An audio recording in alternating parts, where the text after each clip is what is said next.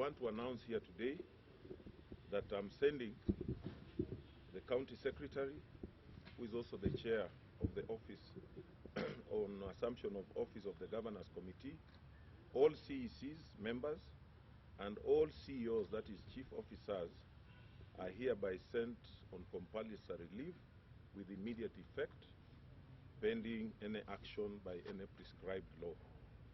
You are aware that I had earlier communicated to you about the RRI initiative for the next 100 days, and we have promised the people of Busia on what we need to deliver on 100 days. And this rearrangement is being made to facilitate that. I think I was here with you. I communicated with you on what we need to do in 100 days. Therefore, I also want to appoint His Excellency Arthur Odera to chair the Task Force Committee on Finance, Economic Planning and ICT subcommittee. He'll be chairing that task force to look on what it's going to do to deliver on the 100 days RRI initiative. I'm also appointing Honorable Michael Onyura.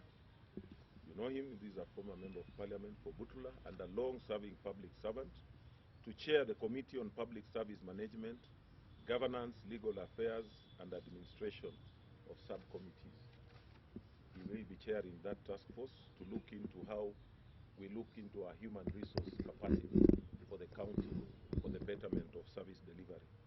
I'm also appointing Dr. Olago Nubi, who is a former director of KMTC, to chair the Health, Education, Infrastructure and Social Subcommittee to look into the issues of health. You are aware that we have got quite some challenge on issues of health. I've visited the hospitals. You are aware that there are few things we have mitigated, but we need long-term solutions.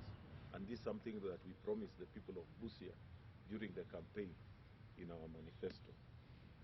I'm also appointing Patrick Sanya Odame to chair the Agriculture, Water and Trade Committee.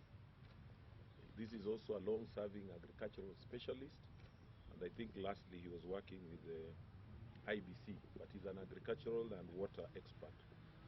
And these committees are going to have the secretariat through the office of the governor.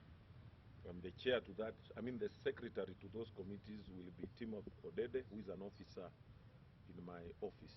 This is Timothy Odede. He'll provide secretariat service. And of course, we expect this committee to deliver on the tasks that we put ahead on RRI within the 100 days. And you remember we said we'll be reviewing that every 25 days. As I send those respective officers, the CECs and CEOs, on compulsory leave, they should hand over their responsibilities to the respective directors as they are going to be informed of those particular departments. Asanteni sana. Sisi tunaendelea kuwahudumia watu wa Busia kwa sababu mmejua zile shida tuko nazo na zile ahadi tulipeana. Unaona tauni yetu hata pia bado haiko sawa. In fact, that one I think you didn't put it here.